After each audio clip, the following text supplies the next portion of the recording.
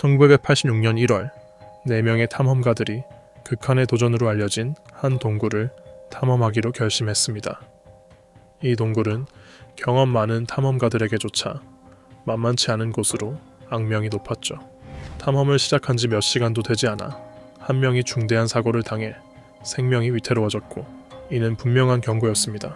하지만 이들은 후퇴 대신 더 깊은 곳으로 나아가기로 결심했습니다.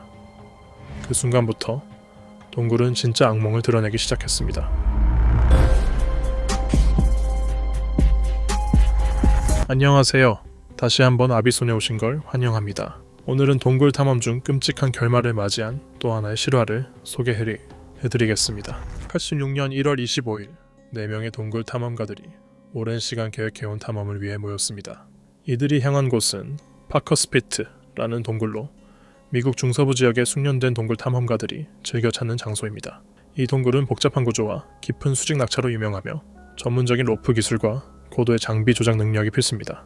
일반적인 수평 동굴처럼 걷거나 기어가는 것이 아닌 파커스피트처럼 수직 낙하가 많은 동굴은 극도의 정밀함이 요구되죠.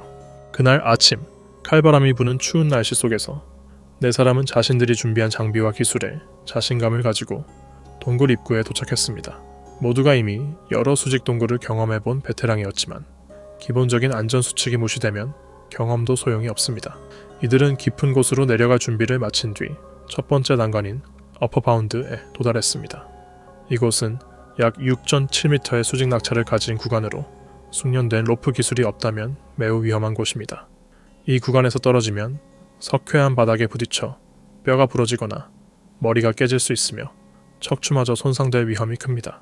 2명은 적절한 장비와 기술을 이용해 무사히 하강했고 아무런 사고 없이 다음 구간을 준비하고 있었습니다. 그러나 그들은 곧 상상도 못할 끔찍한 장면을 목격하게 됩니다. 세 번째로, 하강하려던 탐험가는 중요한 실수를 저질렀습니다. 그는 로프의 하강 속도를 제어하는 장비인 바브레이크를 카라비너에 연결했는데 이 장치는 정확히 설치되어야만 제 기능을 합니다. 로프는 카라비너를 통과해 브레이크를 감싼 뒤 다시 카라비너로 되돌아와야 마찰력이 생겨 안전하게 하강할 수 있죠. 하지만 그는 마지막으로 로프를 카라비너에 다시 통과시키는 중요한 단계를 빠뜨리고 말았습니다. 이로 인해 장비는 제어력을 완전히 잃었고 로프는 아무런 저항 없이 흘러내리게 됩니다. 운명의 덫이 놓였습니다. 아래 6.7m에는 딱딱한 석회한 바닥이 그를 기다리고 있었습니다. 그가 하강을 시작하자마자 잘못 설치된 장비는 바로 기능을 멈췄고 그는 순식간에 자유낙하 상태에 빠졌습니다. 동굴 벽이 눈앞을 스쳐 지나가고 공기가 갈라지는 소리만이 귀에 울렸습니다. 중력은 그의 몸을 무자비하게 끌어당겼고 그 모습을 지켜보던 동료들은 공포에 질려 아무것도 할 수 없었습니다. 그는 굉음과 함께 바닥에 떨어졌고 동료들은 그가 이미 사망했을 것이라고 생각하며 서둘러 달려갔습니다. 하지만 그곳에 누워있는 탐험가는 기적적으로 의식을 잃지 않았고 몸도 움직일 수 있었습니다. 그는 비틀거리며 일어났고 겉보기에는 중상도 없이 살아있었습니다. 모두가 믿을 수 없을 만큼 놀랐고 이것은 진정한 기적이었습니다. 그러나 심리적인 충격은 바로 찾아왔습니다. 그의 손은 떨렸고 방금까지 죽음과 마주했다는 사실에 정신이 망가질 지경이었습니다. 가장 합리적인 선택은 즉시 탐험을 중단하고 지상으로 돌아가는 것이었지만 이들은 그와는 반대로 더 깊숙한 곳으로 향하기로 합니다. 추락했던 탐험가는 자신이 괜찮다며 탐험을 계속하겠다고 주장했습니다. 이는 많은 탐험가들이 저지르는 위험한 착각 중 하나입니다. 큰 사고를 겪고도 멀쩡히 살아남았다는 사실이 마치 자신이 무적이라도 된 것처럼 착각하게 만드는 것이죠. 그들은 점점 더 좁고 위험한 통로로 내려갔고 상황은 갈수록 나빠졌습니다. 가장 악명 높은 구간은 바로 Z밴드였습니다. 이곳은 동굴 탐험가들에게는 악몽과도 같은 장소로 몸을 거의 짜내듯 구부려야만 통과할 수 있는 좁은 통로가 이어져 있습니다. 실제로 이곳에 갇혀 움직이지 못하게 된 사람들이 생기기도 했습니다. 첫 번째 탐험가는 발을 먼저 넣고 엎드린 상태로 Z밴드를 통과하려 했습니다. 그는 첫 번째 급커브에 도달하자 매우 좁다는 경고를 다른 이들에게 보냈습니다. 두 번째 사람은 역시 발부터 넣고 등을 바닥에 대고 누운 채 들어갔습니다. 그러나 그는 곧바로 그곳이 얼마나 위험한지 실감하게 됩니다. 석회암 벽이 몸을 조여오며 조금만 움직여도 진입이 거의 불가능할 만큼 압박이 심했습니다. 숨을 쉬는 것조차 점점 어려워졌습니다. 몇 분이 채 지나지 않아 그는 첫 번째 커브에서 완전히 갇혔다는 것을 깨달았습니다. 석회암 벽은 그의 몸을 마치 덫처럼 움켜쥐었고 그는 점점 패닉 상태에 빠졌습니다. 앞으로도 뒤로도 움직일 수 없었고 그의 호흡은 점점 거칠어졌습니다.